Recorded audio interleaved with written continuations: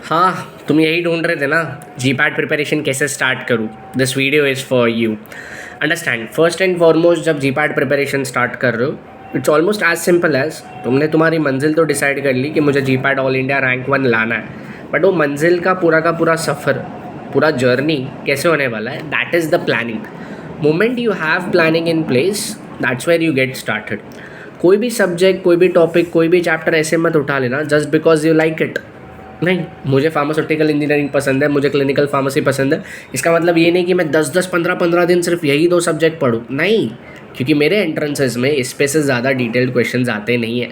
My entrances are more focused on other subject. अगर वो subjects वो एरियाज से आ रहे हैं जो मुझे टफ जाते हैं या जो मुझे पसंद नहीं, फिर भी मुझे वो सब्जेक्ट्स, वो चैप्टर्स, वो एरियाज़ की चीज़ें पढ़नी पड़ेगी, बिकॉज एंट्रेंस में क्वेश्चन उसी से आते हैं। So what I mean to say is, if you are someone who is starting now with ji PAT preparation, पहले तो अपना गोल लिख लो। गोल क्लियर है, all India rank 1। Second goal लिख लो, ऑल इंडिया रैंक 1 मुझे highest score compare to others करके नहीं लाना। मेरे को all India rank 1 500 out of 500 score करके लाना। क्या सुना? All India rank 1 500 out of 500 score करके लाना। मैं नहीं चाहता हूँ कि मैं भी 400 पे हूँ, मेरे साथ 4 अलग लोग हैं 400 पे और हम लोग रैंक 1 शेयर करें। नहीं, मैं अकेला रैंक 1 500 आउट ऑफ 500 लाना चाहता हूँ। है पॉसिबिलिटी कि शायद तुम्हारे साथ तुम्हारे दोस्त भी 500 आउट ऑफ 500 हो, बट तुमने तुम्हारा बेस्ट दिया होगा। 2 चीज़ क्लियर हो गई। अब 500 आउट ऑफ 500 लाने के लिए करना क्या क्या पड़ेगा, बहुत क्लियर चीज़ है। अगर मुझे 500 आउट ऑफ 500 लाना है तो मुझे हर एक MCQ आना चाहिए। मुझे 125 आउट ऑफ 125 सारे क्वेश्चन आने चाहिए, तो ही 125 इंटू 4 मेरा स्कोर 500 होगा।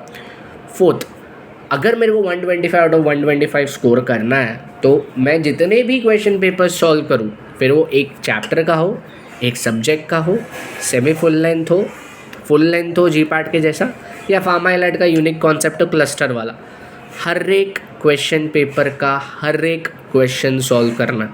क्योंकि तुम्हारा एंड गोल भी यही है, तुमको 125 question out of 125 question solve करने हैं to make it for G PAT to all India rank 1 with a score of 500 out of 500।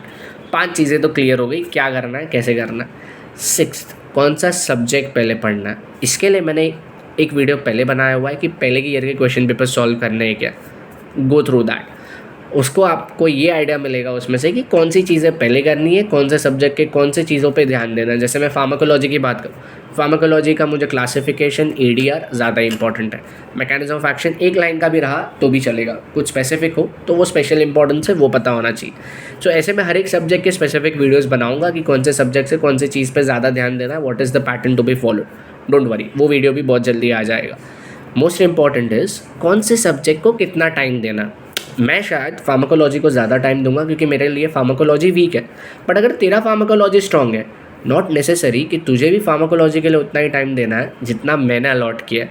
क्योंकि तेरा फार्माकोलॉजी स्ट्रॉन्ग है, you can go a bit fast, but एक सब्जेक्ट का priority पहले decided होना चाहिए कि पहले chemistry, pharmacology, anatomy, pathology, pathophysiology, medicinal chemistry, फिर फार्मास्यूटिक्स, यही प्रायोरिटी में मुझे सब्जेक्ट्स करने हैं। दैट डज़ नॉट मीन कि मैं पूरा 1 महीना सिर्फ फार्माकोलॉजी पढ़ूँ या पूरा 1 महीना सिर्फ मेडिसिनल केमिस्ट्री पढ़ूँ। नहीं, that will be a blunder.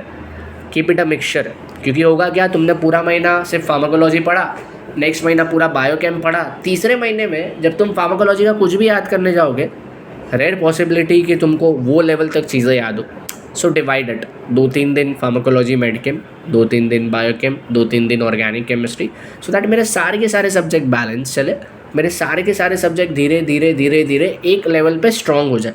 ऐसा नहीं होना चाहिए कि मुझे एक सब्जेक्ट तो पूरा आता है और दूसरे सब्जेक्ट से कुछ भी नहीं आता है। नहीं, then this will be a blunder. क्योंकि अगर पैटर्न चेंज हुआ, एक के बदले दूसरे सब्जेक्ट से क्वेश्चन ज़्यादा है, जो आज तक हुआ तो नहीं है, बट अगर ऐसा कुछ होता है then we will land in trouble. So I don't want that to happen. Balance preparation रखो, जो भी पढ़ो उसके लिए पेपर सॉल्व करो, दैट इज़ मस्ट।